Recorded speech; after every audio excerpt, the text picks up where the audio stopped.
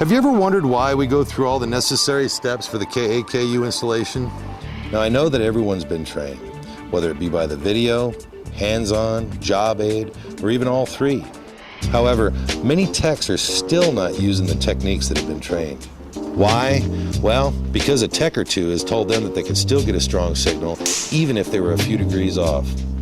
Now, from my experience in my travels, I've been noticing that many of you are only completing half the tuning procedure for the KAKU ODU.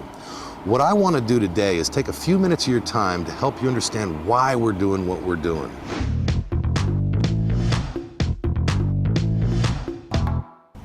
Dither alignment. We're required as professional installers to perform this procedure on every KAKU ODU installation. So we all understand that dithering is a process of moving the azimuth left and right until you get the same meter reading before locking down the dish. But in the back of your mind, some of you may be asking, why? Why can't I just hook up the signal level meter, peak the dish, and call it done? After all, that's how I align every other ODU, right? Well, there's a very important reason why the standard peaking process won't work for the KAKU ODU. It has to do with the KA signal itself. The KA signal is very narrow compared to the KU signal, which of course is used for peaking.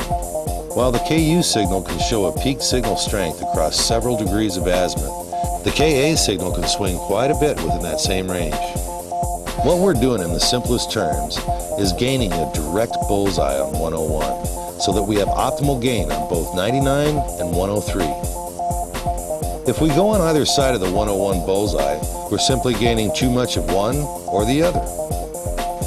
This will make the signal highly susceptible to both interference and rain fade, ultimately causing repeat service calls and some very unhappy customers. So what does this mean to the installer who tries to peak without the dithering? That means that you're only doing half the job, and at some point, either you or another tech is going to have to make the trip back out to correct your mistake. So let's do it right the first time. Now, some of you that are more experienced with the KAKU installation may have noticed that the DirecTV MPEG-4 receiver will still show an OK on the setup screen at 103 without dithering. Stop right there. That doesn't mean that you've correctly tuned the dish, which is still putting our customer at risk of a repeat service call. Think about this. What if you were just off 2 degrees on an alignment? That's about this much. By the time you get to the satellite, how far off do you think you'll be? 100 feet, 100 yards, 100 miles? Try nearly 800 miles. Well, 778 to be exact, but that's the distance between Los Angeles and Salt Lake City. So remember this. Today's mistakes will ultimately be our nightmare tomorrow. It's all about hitting the 101 bullseye. The only way to do that is to use the entire tuning process. One last important thing. Your install isn't complete until you've attached the BBC behind the receiver. If you don't, you might just have another repeat service call in your hands. So I want to thank you for your time today. I know it's very valuable. I'm Tim Richter, and I'll be seeing you out in the field.